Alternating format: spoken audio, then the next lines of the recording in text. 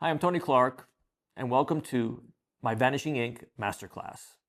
In this class, I'm very excited to share with you some of the most powerful principles I learned from the Master Slidini almost 40 years ago, including timing, misdirection, and offbeat principles that you could apply to anything you do, either close-up stage or comedy or illusions, really. And I'm going to share with you the techniques that literally changed my life. Now, I'm not going to change your life, but I'm sure it'll help enhance your magic. So let's get started.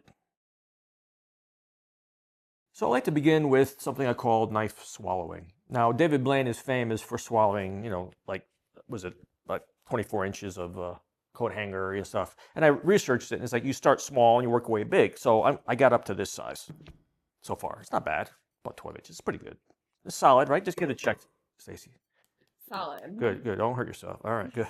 All right. So what's going to happen is I am going to take this knife and I'm going to swallow it. Okay? Watch. Here we go. I told you what I'm going to do. So it's not that, it's kind of anticlimactic, but here we go. Watch. No laughing. No laughing. Okay, here Wow. we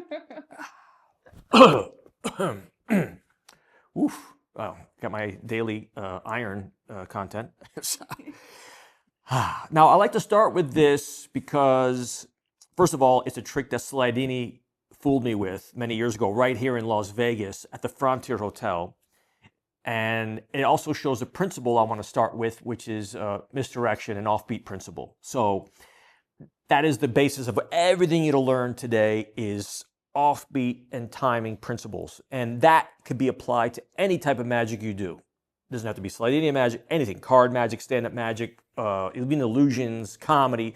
It all encompasses the same type of timing, offbeat, and misdirection principles. So the first thing we're going to do is talk about alive and dead principle, all right? And that is what creates the offbeat, is the dead principle. So alive, it has to be very alive. So the first lesson I took with Slidini about 40 years ago, he did this, and I was like, oh, this is going to be interesting. I didn't know where he was going with it, but now I understand how valuable it is. And this is it's going to be repeated throughout this whole video pretty much. So watch. So basically he had me make a gun like this, a little finger gun. We'll call it a water gun if you want, or a pop gun. And he has just pick something in the room and shoot it. And I go, bang. He's like, okay, but when you shoot it, that's when it's alive. When it's dead, it has to drop. So I would go, bang. I did this for about 45 minutes. I always tell Josh, I'm like, I can't teach the way Slidini taught because I would have no students, because the patience of learning the way he taught is not around anymore. But it made me remember it for my entire life. It ingrained it into my brain by the way he taught that very slow, methodical, step-by-step process. So here's what it does. So I'm going to have you try it. So I'm going to have you just pick like that lighting thing, go bang, and then the key is that when it drops, it has to be totally dead. And then I'll tell you why that's important. So give it a shot. Pretty good. Try it again. Bang. Bang. Okay, see how it's controlled? Yeah. But you have to be committed, and that's where the commitment comes in. Okay. Bang, and it drops. Now, you have to have full confidence of that thing being dead, and I'll tell you why that's so important in a minute. Go ahead. Bang. Oh, good. Try it again. Very good. So that is a great physical. That's the part of Slidini's magic people understand. It's physical, and the body is being used for the magic, right? So when you're doing bang and it drops, when it has tension, I say it creates a tension, right? So when somebody's palming something bad in a show, your eyes go right to the hand, right? Because it has tension, right? And when it's dead, it goes over their head. What does that mean? Well, when it's dead, there's nothing to learn, right? Like I could pick this out of my lap on the dead principle. So same thing. So when it's alive, when it has tension, it creates a tension. When it's dead, it goes over their head. So that's the basic principle of all what we're going to do today. So keep that in mind for the rest of this lesson. So what I explained earlier was this knife effect, only because it has just a powerful moments of offbeat principles in it. And Slidini performed this for a group of all magicians. This is years ago at the Frontier Hotel. I think I mentioned that. And it fooled me bad. And he used me as the misdirection person. And I'm going to show you why that's important. But that's what we talked about, the gun principle, right? Keep that in mind now throughout this whole video. Alive and dead. Alive and dead. When it's dead, it's got to be really dead. You can't control it. Because people don't react to something that's not moving. Our eyes react to motion, right? Especially these days now, digital world, eyes react to motion. Something that's not moving, your eyes are not going to. Like on stage, if somebody's palming something really bad, tension creates a tension. That's why I came up with that analogy. Tension creates a tension. When it's dead, it goes over their head. So that tension, your eyes are going to the tension. So this effect will show you exactly how that works with the extra misdirection included. All right, so here's what's going to happen. You have the knife, and I tell you, I do this as an impromptu effect at dinners, and I don't reproduce the knife, and I'll explain to you why in a moment. And I have people literally coming a year later and asking, where'd that knife go? Because it's not a complete trick. The knife never comes back, and I'll show you exactly how I do it, all right? So here, you start with the knife. It doesn't have to be this big. I just do it so you can see it better. What's happening is you're creating tension. The knife has to have tension in it, all right? And it's got to be serious when you do it. So you create this tension and release. Here's how it goes. The person is here, the spectators. You have them look at it. Solid knife, very good. I'm going to swallow this knife. And I give them a little story about swallowing knives and how you kind of realistic. Oh yeah, you start with a small knife, work way to a big knife, David Blaine, whatever. A thread of reality goes a long way. So I come up like this. I have my hands like this for a particular reason because they hinge, if you notice. So when I do this, the knife is gone. I don't have to hide the knife. It just happens to work that way. That's the beauty too, ladies and gentlemen, that Slidini's magic, which I think is a lost art, used natural body motions to hide the moves. He didn't like flashy things and moving. Even Divernon said, confusion is not magic, something to that effect. I'm not sure exactly the quote, but that's basically it. Slidini used the master of using natural body motions and hand motions to hide the moves. All right, so this is going to be exactly the example. That's why I'm starting with it. Here we go. The knife, tension. There's a physical tension happening here. Okay, I'm actually holding it very strong. I come up like this, and at the peak of that tension, that moment you're about to put it in your mouth, I say no laughing. And now what's natural about this is, and when he did it for me years ago, like 30-something years ago, right here in Vegas, he looked at me as a misdirection, and all the eyes went to him, or to me, like, uh-oh, you're screwing this up. But that's because you built the tension so high that you break it, like popping a balloon, bang, and then somebody looks. That's what we're doing. Think about pop a balloon, bang. So here we go. No laughing. And you lap it, and you come back up. So what happens is this lapping action, okay, is actually invisible to the audience because they're only looking here and then here. From here to here, that dead moment, the dead principle goes over their head is here. So watch. No laughing. And also, it's normal for me to lean in. So that natural body motion actually helps you. You talk to somebody, you lean in, right? I'm talking to you. I'm talking to you. I'm talking to you. It's normal. I'm trying to get your attention. So all this comes into play, and it comes out to be a beautiful effect. And I lean back slightly to give me room to move. And you'll see that in some of the other routines as well. Slidini's action was very fluent this way. And that helps you cover the motion. The old principle of the larger motion covering the smaller motion. Something like that as well. Watch. So here I'm back. No laughing, and come right back up. And Slidini would always think of the edge of the table as a hot iron, like an ironing thing. That's like, if you touch it, you come out of it. You don't ever sit there. You just touch the table and you come out. All right. So same for this. No laughing. Boom. So that's it. Make that person draw your attention. Right. You build it. You build it. You build it. No laughing, and you come back. So when they look back at you, you're still here. Like I said, this becomes an invisible moment. Now you slowly come in, and I keep my hands up here. I have people sitting on the sides that never see it because all the attention, I said, is here to here. It's a beautiful principle. So much control. So I do that. I come in, I take my time, don't over-exaggerate it, and I just sit there. And people are looking, and I just kind of scooch my seat in a little bit so that the knife kind of goes in, and I'll take that and I'll cover it up a little bit.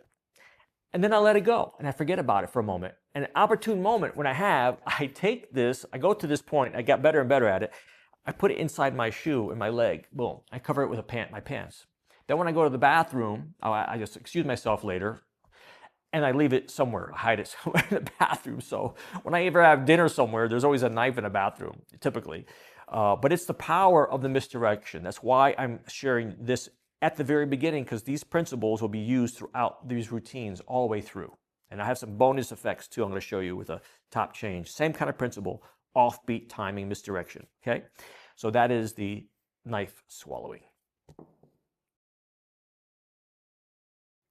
This is a coin purse, and what do I have in it? Coins, of course. I have coin. Now these coins are very special to me because they're 6 silver dollars, pure silver. When I studied with Slidini, I remember I went to the first lesson. He said, bring silver dollars. And I did. And they were brand new from the bank. You know, back in the day, you could get them back in those days. They were more available.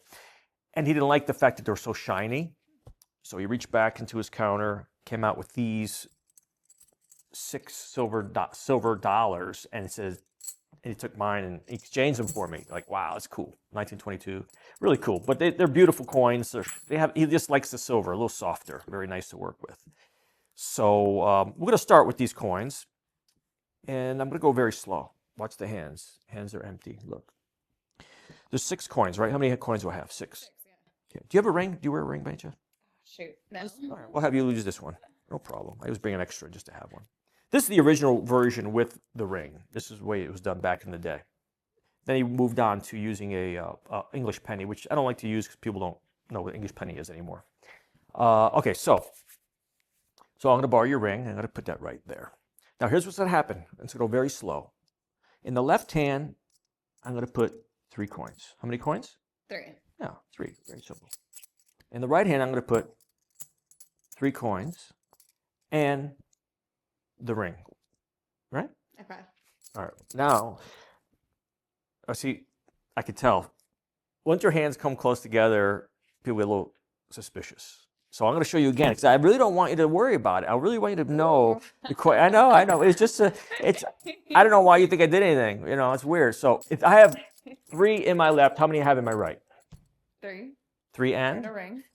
And the ring. That's correct. Don't forget the ring. So we have 3 and the ring. And over here? 3. Very good. Watch. Right here through the table. Watch. Through the table.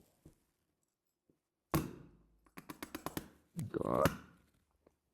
Ooh. Just like that. Wow. Pretty interesting, isn't it? That's great. I went slow, but I think the confusing part is the ring. So I'm not going to use the ring anymore. I'm going to put that over there. I'm going to do this without the ring. And I'm going to give you a chance to see it again, because it was kind of amazing. Yeah. Watch. 3 in the left hand again. 3. And 3 again. I can't go any slower, right? 3. See, again, I did it. I'm not going to, it's just kind of make sure you're paying attention. So if I have 3 here, how many here? 3. You sure? 3 here, how many here? 3. 3? That's right, 3. So 3, 3. Watch. Make sure. Yeah, see, I confuse myself sometimes. I'll make sure I got 3. I gotta slow down. Watch. All right, where's the spot that I had? It was over here somewhere, right? Watch. 1, 2, and Sheesh. Wow. to the table.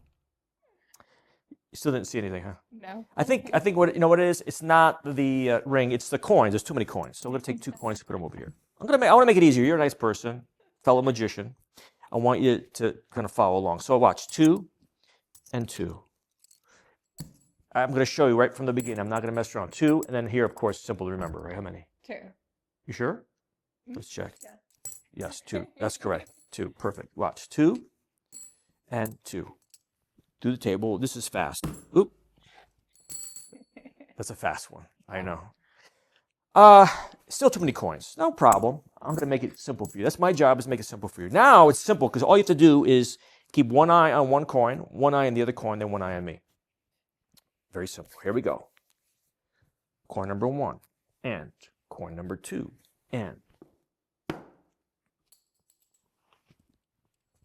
to the table. One thing left to do, and that is 1 coin. 1 coin only. If we can't follow this one, we're going to have to stop because there's nothing else I could do. Okay? No coins. Not very magical. All right, watch. Coin is in the hand. Coin is in the hand, in the hand, in the hand. From in the hand, it goes through the table and disappears. And remember, the coin is always over here. And from there it goes there, from there it comes out here, from there it goes there, and it disappears. Or you can make it go over here, and you put it over here, and oops, it comes out over here. We'll do it again. Look, from here it goes here, oops, it goes over here. Or you could take it, put it through the hand, or you could do it again. It's the same thing, always the same thing. Isn't it funny? Watch, but remember, it's always over here. Interesting. Didn't see that either. I know what it is. I think if I can make you feel the coins go through the table, which has never been done before, by the way.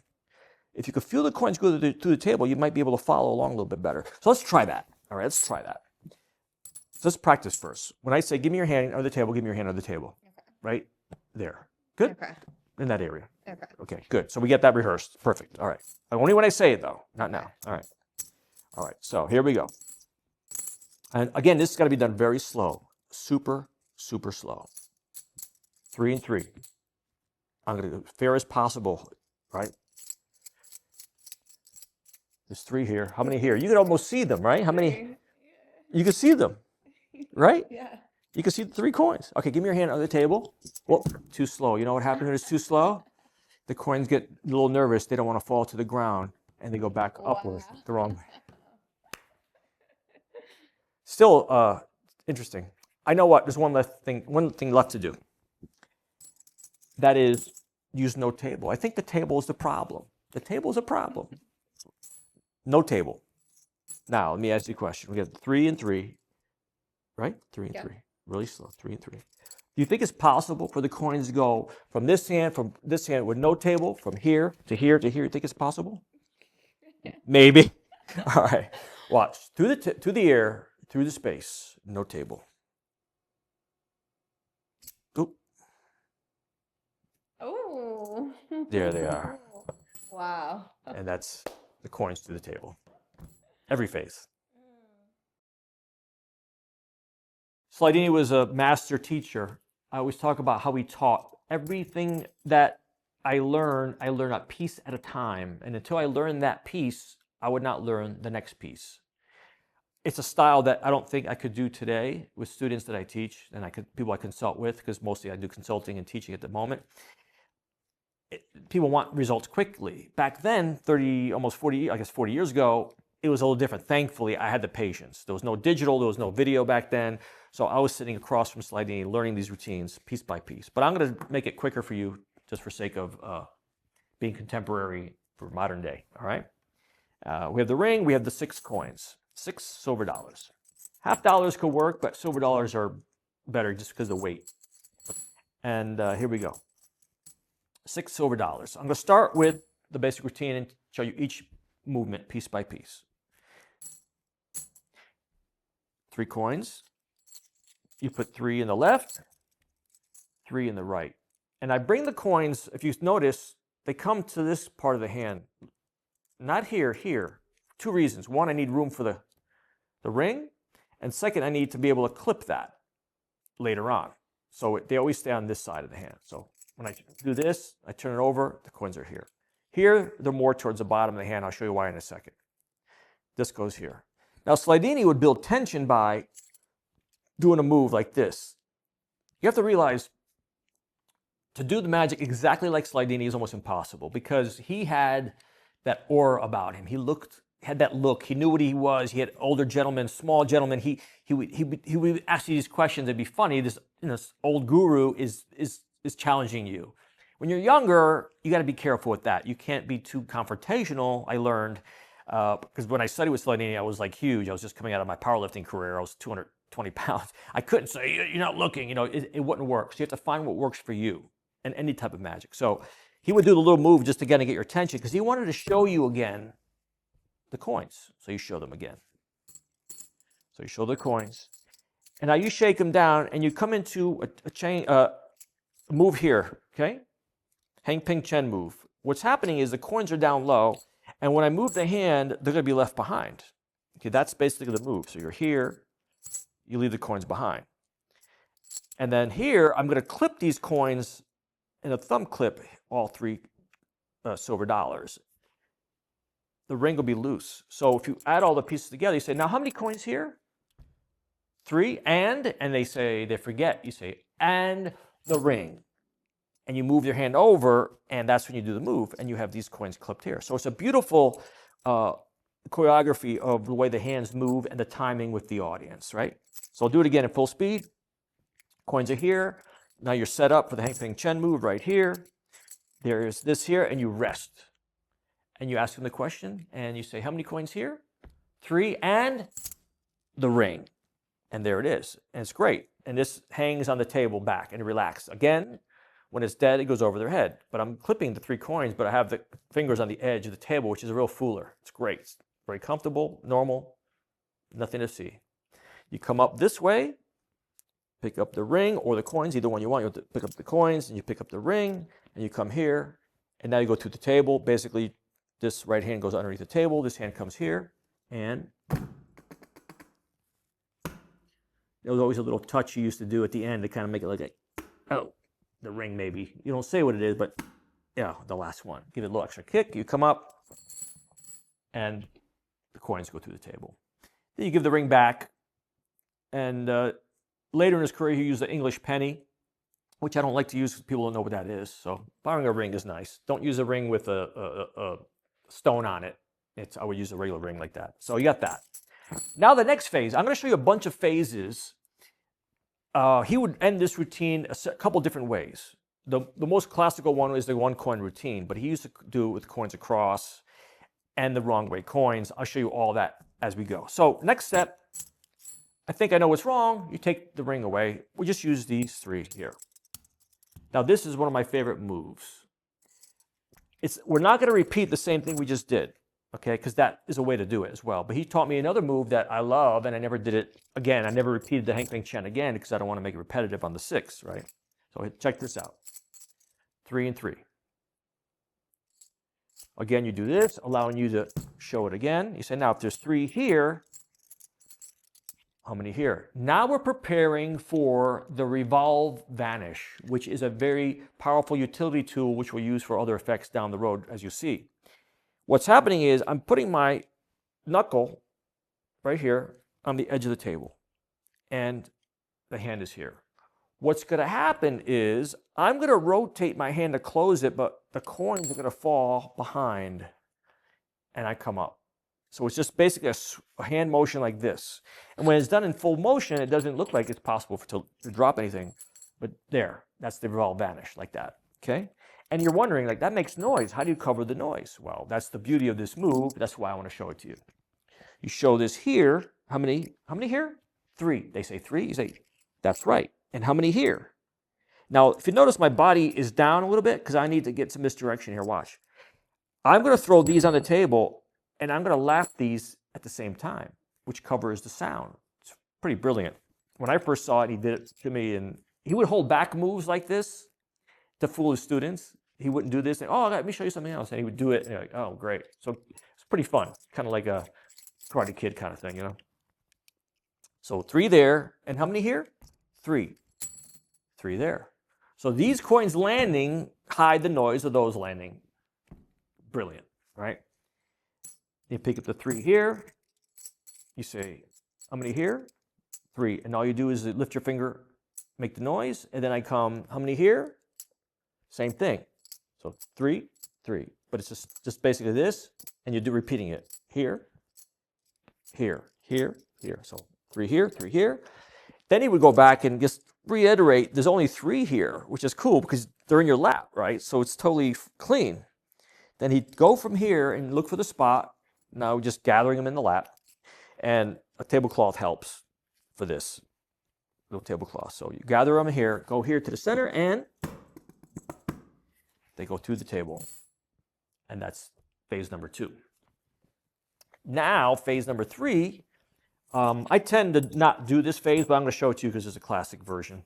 You have to realize I learned from Slidini for over 2 years. I studied with him. I have all his books. It's amazing that people learn from those books at all because this is all physical, moving. Now with videos, it's totally different, obviously. It's a gift. That's why I want to share this because I want more people to see it, and I don't want it to become like a lost art. But to learn this in books is very challenging because timing misdirection, you have to see the timing misdirection. So we're kind of blessed to have all this available. So here you go, 2 and 2. This is a similar idea. You're going to come here, kind of mess with them, put your finger in, make it look like you'd switch them out. Again, you're showing them again. Now to reposition the hand. This is kind of a Hang Ping Chen, but not done sideways. It's done more to the side, like this, and off the table. So basically, here's the move. The 2 are here. This comes here. It's actually touching. And as you turn over, the thumb's going to grab it, and you do it together, and it looks like that, and you lift them up. And the action on the coins is pretty cool. And you always let them focus on this, and I look at them for a second, and as that happens, I do this. So I get this misdirection happening. It's perfect. Same thing, coin clip, lean back, pick up the coins. You're ready to go. And this one he just does once, and that's it. Take 2 more coins away. This is a fun one. And he's slightly, this is my favorite one. I do this in the parlor, and all day I love it. So what's happening is I'm putting 1 coin right here to the center of my body. This coin is off to my left a little bit. All right? And I'm about maybe 2 fingers from the edge of the table here. Watch. Here we go. Now, what's happening is you're going to grab this one first. The body's going to go here, coin number 1. This is coming, and I'm basically just going to lap it into my lap. Push it into my lap, just like that, all right? So coin number 1, coin number 2. My hand comes down. I'm immediately picking up this coin. That's why this one is so fast, right? So many things going on. It's like a choreography of a dance. It's beautiful, like coin number 1, coin number 2, and then you come and do it very quickly to the table. So it's a beautiful, everything is figured out, and everything has natural motions.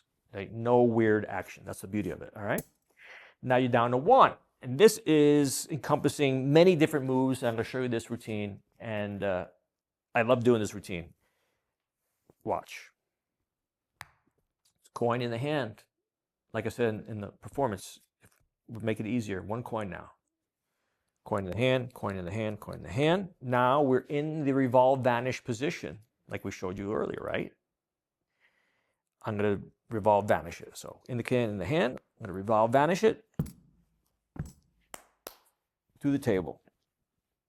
Now a move that's phenomenal, another phenomenal move. I'm biased, obviously, but it's a great move. You can do this for many things. We use it for predictions, anything you want. The coin is in my lap. Watch. The gun, boom, right? Bang. My hands rest. Both hands rest at the same time. Now what's the cool part is, at the edge of the table, look what's happening. My fingers are coming off the edge of the table, like this. So I got these little things ready to go right here. This hand is going to grab the coin and basically just hand it to that hand. And this is the way it looks in full speed. Right? You go through the hand, and it disappears just like that. And the coin is already there. Isn't that amazing? It's amazing. It's just so quickly, so beautiful. So I like through the hands, and it's there. It's a non-move move. It's so crazy, isn't it? That's called the impasse. So powerful for so many things you can do. And there it is. Now we go into the movement of the body. I come back, right? So you show the coin. Actually, let me go back. It's hard to break. I remember Slidini going through this. He would explain the routine. If you break the routine up, he did it so many times in his head, it was hard to break in the middle. He'd always start from the beginning, but I'm not going to do that. I'll just go from here. So it vanishes through the table and it disappears. Impasse it. I come over here. Lapel, but nobody wears jackets anymore, so these do from the armpit. So it's here. I lean back. I'm going to go forward. Now, when I go forward, look what happens. It masks the coin just for a second, see? I'm going to hit the edge of the table, and then I'm going to lap it again and drop it into my hand. So I'm here. From here it goes there. Now I come up from here with the coin in my lap. From here it goes here, and I do the same thing. This just goes into the lap, and then it ends up over here. And that's it. Or you say you could take it, all right, boom, so you're here. Now you take it again. Or you could take it from here. Goes from there, same thing. Watch, so we'll do one more time. To the table. Did you see where it went? See, it's from here. It goes there. It comes out over here. From there, it goes there. Now, your hands rest here. This is another wonderful principle about using the body. I need to get this coin from my lap into my left hand. How am I going to do it? If I do this, you'll see it. No good. If I do this, can't do it. So I'm going to reach forward. Look at my hands. This is natural. This hand and this hand end at the same time. Nothing's happening. This hand's dead. It goes over their head, right? This hand's the action. So I go, oh, you can take the coin from here. And now I got it, right? So full speed is like, oh, I take the coin from here, put it here. Oops, it comes out over here. You play with them a little bit. You just do a feint. It's very simple. Nothing fancy. You just take the hand and you slowly turn it. And the coin just sits there. There's no palming involved. Just take the coin from here, it goes here. From here, it goes over there. And you repeat it again, right? Take the coin one more time, it goes from here, it goes here, it goes over here. Or you could do it through the hand. Same thing. You take the coin, you feint it, you put it through the hand. Second time, you come back and you lap it through the hand. Same thing. Remember, the coin is always over here. Pretty cool, right? So I'll talk you through it again. Watch. Coin, coin, coin. Goes through the table and disappears. Lap, pick it up. I got the coin. Over here, from here it goes here. From here it goes there. From there it comes out here. From there it goes there and disappears. Or you can take it from here, put it here, and it comes out here. I'll do it again. Look, take it from here, put it here. Oop, comes out of here again. Put it through the hand. Same thing. That's the routine. Don't forget it's over here. Now, that's the one coin routine. Slidini would end his act differently. He would do it this way originally.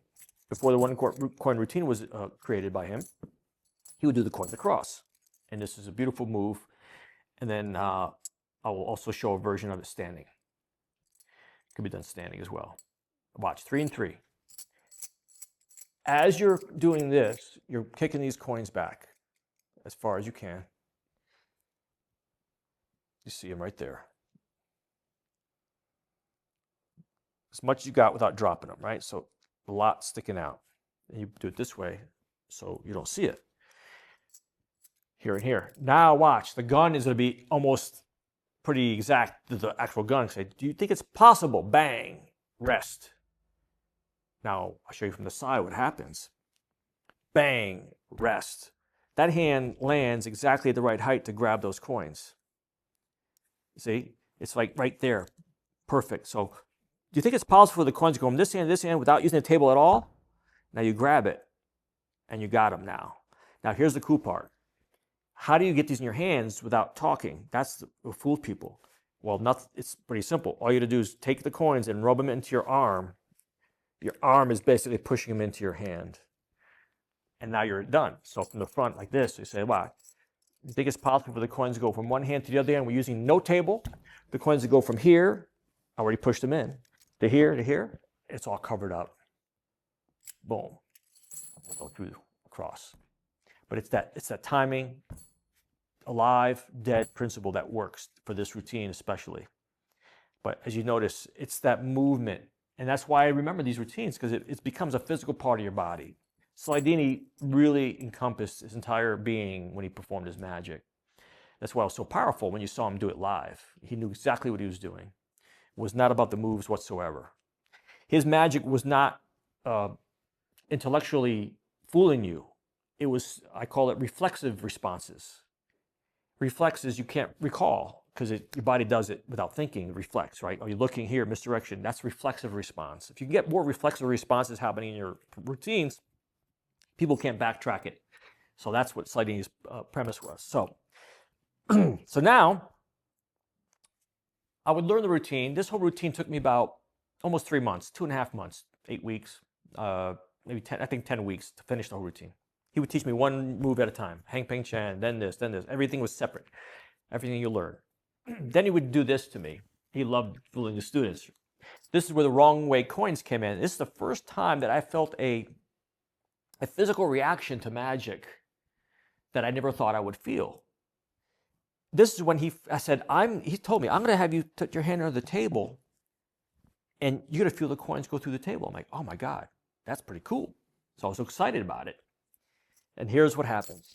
3 and 3, as usual. These coins go deep into the hand. These coins come really front to the hand. Look, you could see them. It makes you see them. It's really for your benefit as a performer more than the person. because now it's going to give me accessibility to do the impasse move at the same time. So check it out. The person's been primed already to put their hand here, right? Like we see in the performance. You put your hand right here. So now look what's going to happen. I'm going to reach down like I'm going to put these coins under the table. But what happens is I'm going to immediately come up and hand them to this hand, just like that. Come up and hand them to that hand, right? So watch, full speed. Give me the coin. I got him immediately. Say, too late, too late. I remember feeling when I saw these coins come to the top, I have felt a physical reaction to oh my God, that totally threw me off. Because I thought I learned the whole routine. And I think that's why he does it that way for students. He like to fool you with that at the end. He kept that as a little kicker for the end for his own enjoyment, which I understand. But it's a great, powerful moment when the coins come upward. So here again, 3 and 3. And he actually gets the fingers ready. He said, now when I tell you put the coins here, it's actually getting these fingers ready to grab them, right? And I'll do it above the table so you can see it. This way, and then immediately this way. And that's it. So full speed, it's like, okay, put the coins, I'm going to put them right through the table. When I say now, put your hands under the table. Okay, got it? Now, too late, too late, too late, too late, too late, too late. And that is the coins across, ending to coins to the table with a bonus of the wrong way coins. Earlier I showed you coins across as an ending to the coins to the table using no table, just doing it in the hands. But the table was the point of resting, right? And I will show you again a version of the same trick standing up. So we start with 6 coins, 3 and 3. Show the coins. Get them in position. Now, same as before, I'll reiterate it. As you're shaking the coins, you're kicking these back, way back into the hand. So they're pretty deep. That deep, pretty far back into the hand. Right, so you're just taking them and you're walking them as you're shaking these coins, and it looks like you're moving it. That's under the cover of that. You're doing that, and you end up that far back. Okay, the farthest back you can go without dropping them, obviously. All right, so now you're here, and you say, "Do you think it's possible?" Now here's the gun move, right? The gun exercise. These coins are back deep into the hand, so I could use these fingers to grab the coins here, just like before, but no table, just at the waist. You think it's possible for the coins to go from this hand to this hand to this hand, right? Do it again, same thing. Shake, shake, shake. All right, I got the coins where I want them, deep. I'm here. Do you think it's possible? Rest. I'll do it from the, I'm gonna do it from the side so you see the pickup. So right here. All right, so now the audience is this way. You think it's possible for the coins, now I grab them, and as I come up, the same as before, I use the arm to push the coins into the hand. That's why they don't talk. That's the beauty of this, is that those coins don't, that's when I first saw Slidini do it. I didn't understand how those giant coins didn't talk, make noise, right? So now it's here, so one more time. Boom, right, the gun, you just think it's possible. The coins go from this hand to this hand, through the air, through the space. Watch. Whoop. Look. Look, look, look, look, look, look, look, look. And they go across, whee, through the air.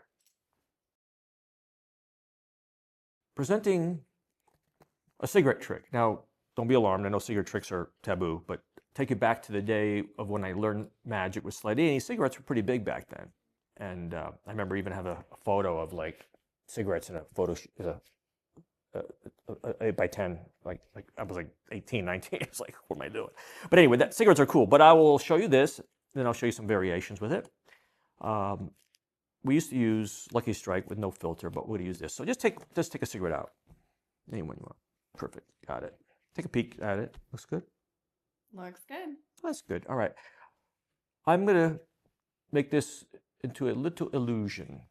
Just imagine this being a little woman, very thin. Needs to eat some pasta, as I say in Italians. So we're going to take the little legs off, put it on the table. We get the middle body, and you get the head. Boom, boom, boom. 3 little pieces, okay? The hands. Now do me a favor, take all the 3 pieces, put in the center of my hand. Take your time. Perfect. Are they in the center? Right in the center. Watch. Look.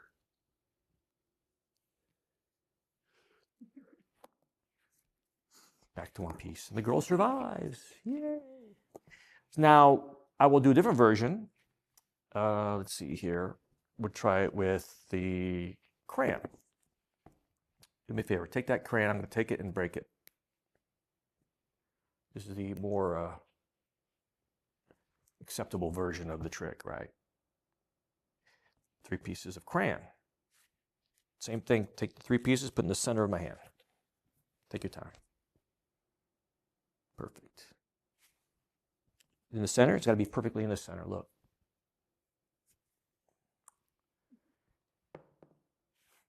That's the Torn and Restore cigarette and Torn and Restore crayon. Stacy, I have a little box of matches here. Do me a favor, just open them up for me. Open the box for me. Beautiful. And then you can dump them all out. Just to make sure they're really the real matches and everything. Perfect. Good. Yeah. They're all loose and everything's loose? Yes. Great. Perfect. Excellent. What I want you to do, I'm going to take this, make sure it's empty too, right? Nothing left in the box, right? Do me a favor, take all those matches, put it in the center of my hand. Take your time.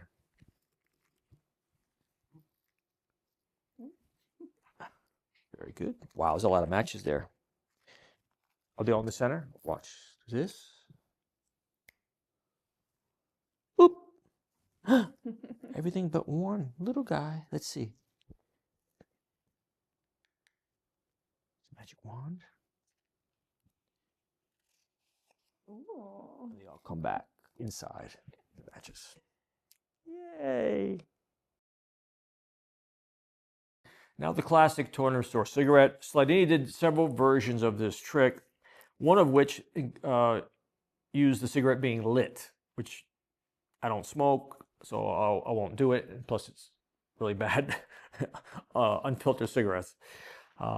He would roll it, break it, but this was one of the simplest ones that he did. I like to do, and I'm going to show you variations of it in a second. So this one encompasses the revolve vanish as well. So you have the cigarette, boom, there, break it into 3 pieces. You have 3 pieces here. Then we're going to use the gun exercise for this, basically, the gun principle. I say, take these 3 pieces and put it in the center of my hand. Now when I do that, bang, my hand's at a rest and go into my lap, and I'm going to pick up the cigarette that I have sitting there. And I put it into a Tenkai palm here. And it's just, boom, I lean back and I relax, and the cigarette, and I come back up and I rest here. And you can even grab them if you want, put them in your hand yourself, or you have the spectator do it, which is fine. So I focus all my attention here. Remember, this will be the revolve vanish now.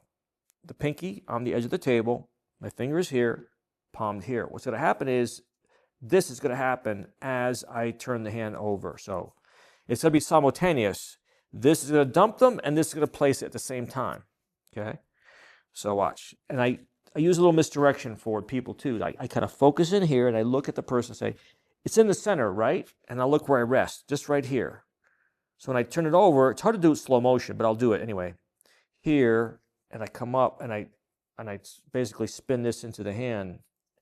So simultaneously it's here, here, and then I come up, push it through the hand, and show it like that. And that's the Torn and Restore cigarette. Okay, one more time, just quickly. This is Tenkai palm. Again, bang, you go and you get the cigarette. You come up like this, you're in Tenkai. Tenkai palm here. Center, pinky on the table, on a slight angle this way. As it turns, I load it in and push it out.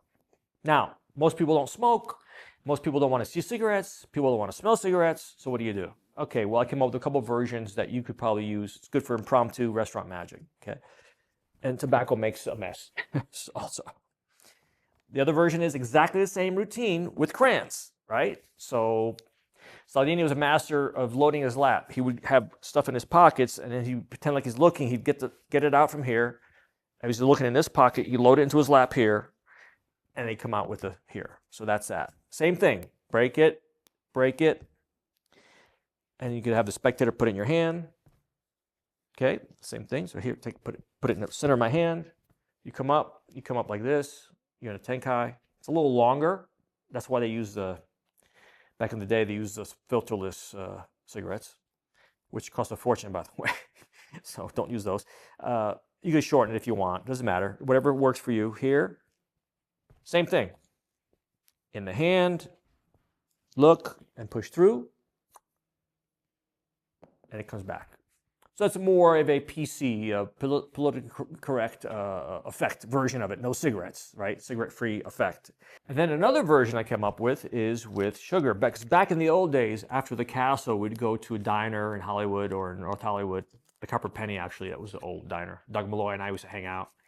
And we come up with different versions of the Slidini stuff using, whatever around the diner, sugar, whatever. So this is the basic idea I just showed you. And you preset one of the sugars with a torn top, like that, and that goes in your lap, just like before.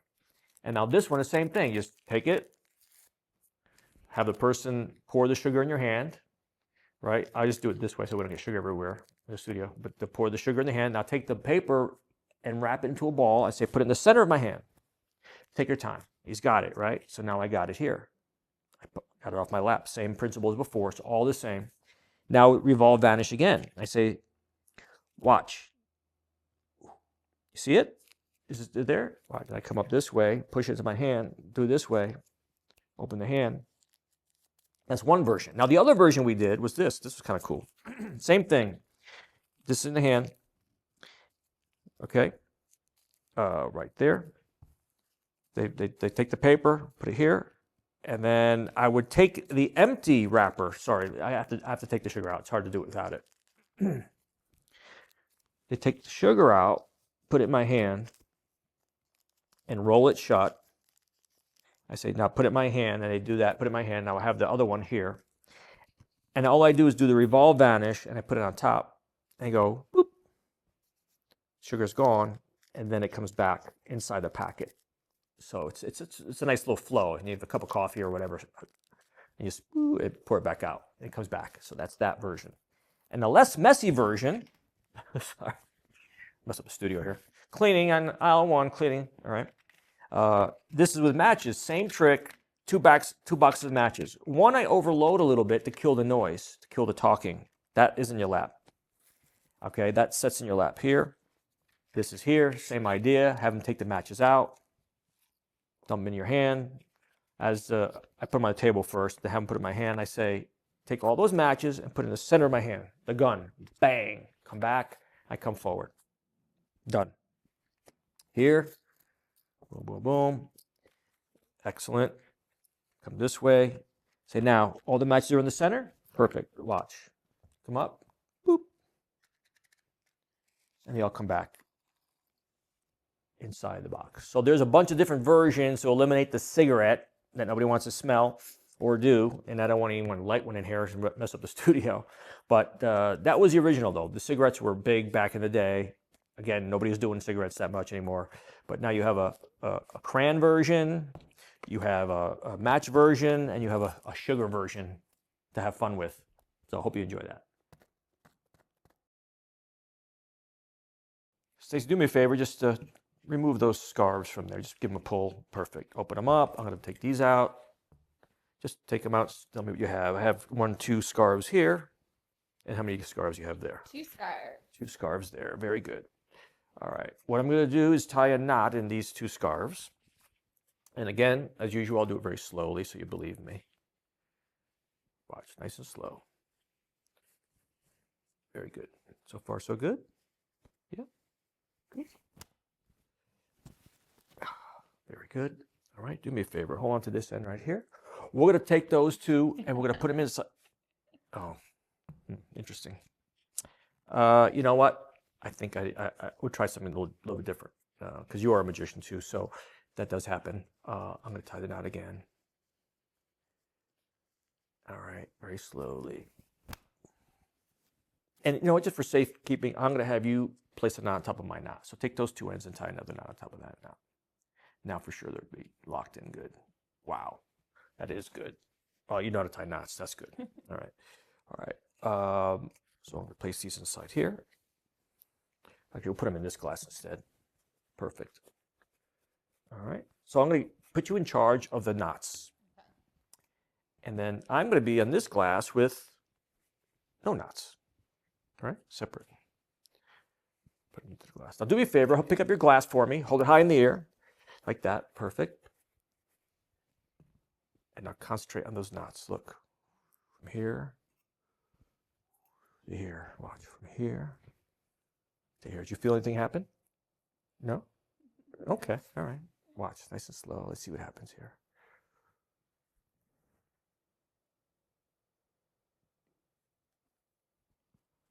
Wow. Interesting, the knots melted away, even the one you tied. Let's see what happened over here. Oh. And they're tied. And that is the flying knots. Now for the flying knots. This is a favorite of mine. I learned the original version, of course, from Slidini. It was a little more complicated. It would involve an elastic that he'd have in his waistband, and he would have to cop it off and then manipulate it around the glass, around the silks. He used champagne glasses, bigger, wider. But I always loved I call it the blow tie. I'm not sure if it's the real name, but you put the 3 silks in, you blow them out, and they all tie together. I did that a lot for kids shows back in the day. So I thought, that's a great method. I wonder if I could figure it out. And I did. And I came up with this. Flute glasses, F-L-U-T-E, flute glasses. And these are at the dollar store, $1.25 now. It used to be $1. 2 glasses for $1.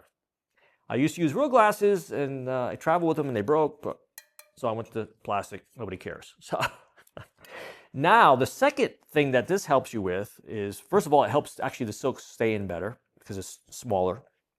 But then I'm going to show you this really close up. If you come in on this, Mark, I'm going to show them at the edge, there's a little rubber band around the edge. It's not a rubber band you would use for a coin effect. It's a rubber band for hair. So I'll take it off. I'll show it to you real quick right there. There you go. You can see the rubber band. It's right there. And you go to a hair place, a beauty supply place, they have bags of them for a few bucks. And they're clear, and they go around perfectly around here. And that's what I do. In the beginning, if you want to put 2, if you're afraid of popping it by accident, but one's good, right towards the edge.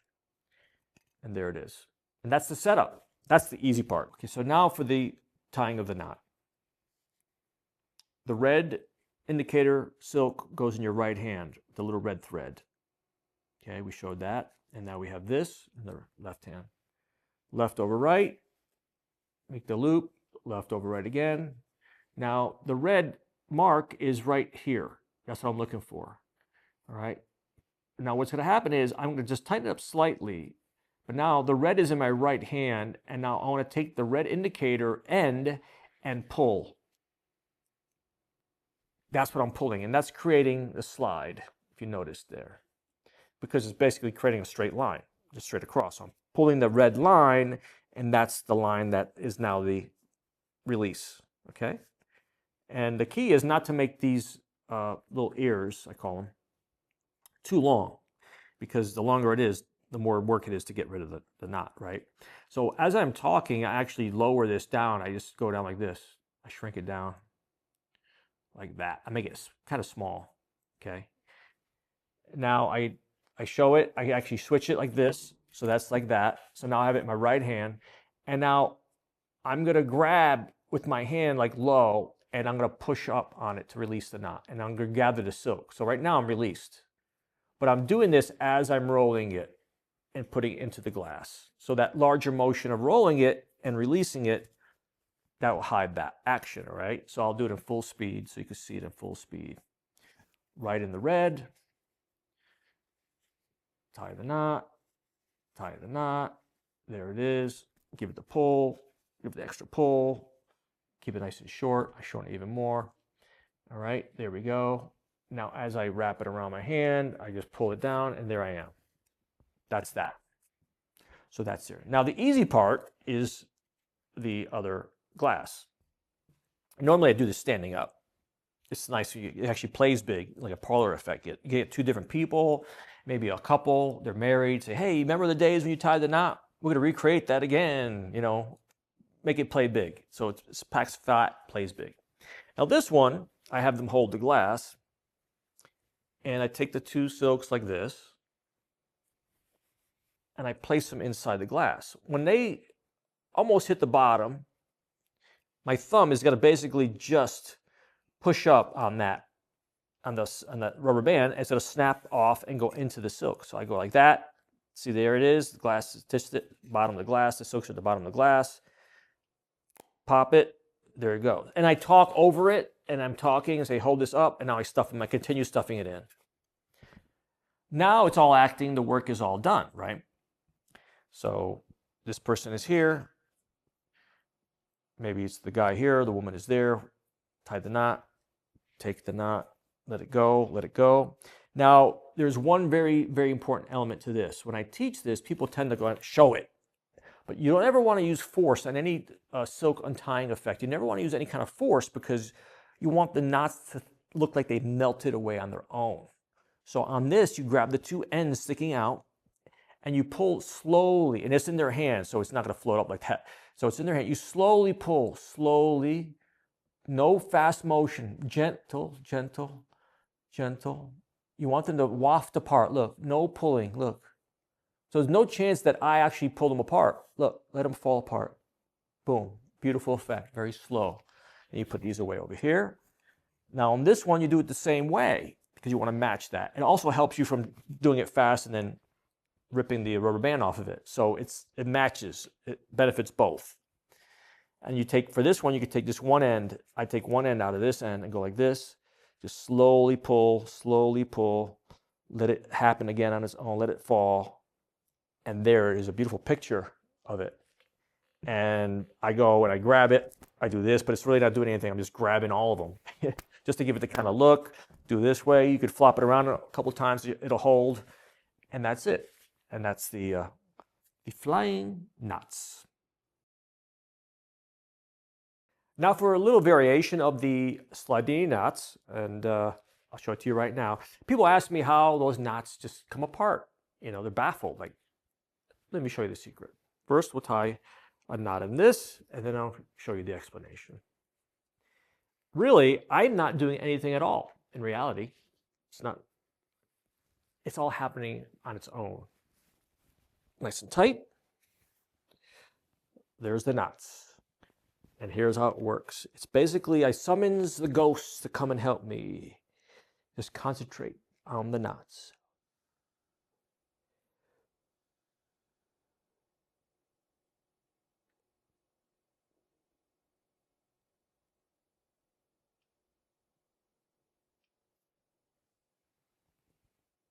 The ghosts do all the work.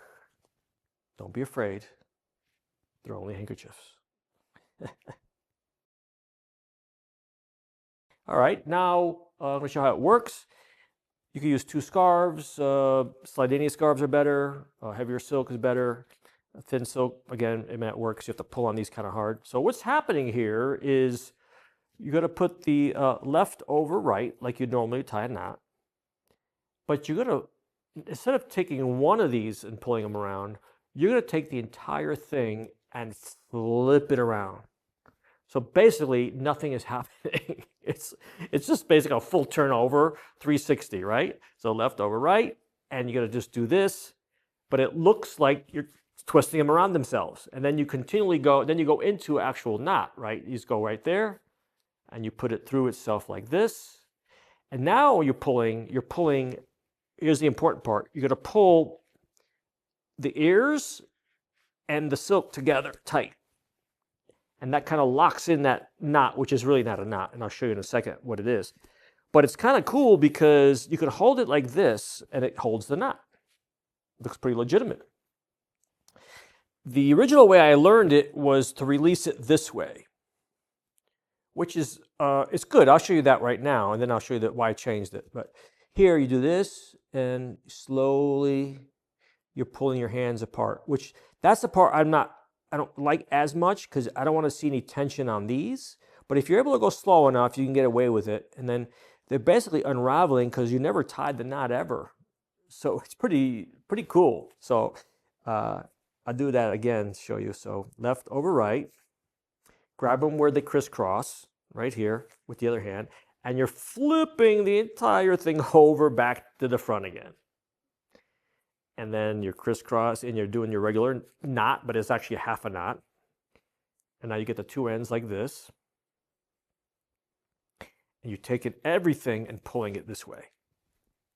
Everything. So it just locks it in place. And sometimes you can even grab it for a second and it holds it. But there it is. Looks like a legitimate knot. Now, I like doing it face this way vertically because they pretty much stay the same. You don't see any tension on it because there's nothing to stretch out because they're already stretched out.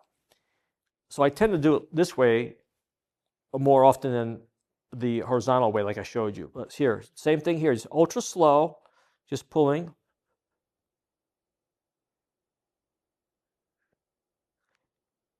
Very slow. And let them, and don't pull them apart like before. We talked about the other, so never pull them apart. Let them just pop apart. And that gives it the illusion of them just unraveling the ghost knots. And then again, I'll do it from the front version this way. And if you do it in, do it in order and do it in rhythm, and there, give it a nice pull. I show it this way, no matter what. Even if I do it this way, then you come this way and gently, just slowly pull.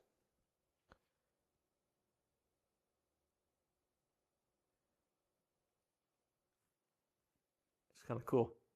Very subtle. It's the spirits that are doing all the magic. So enjoy the spirit knots.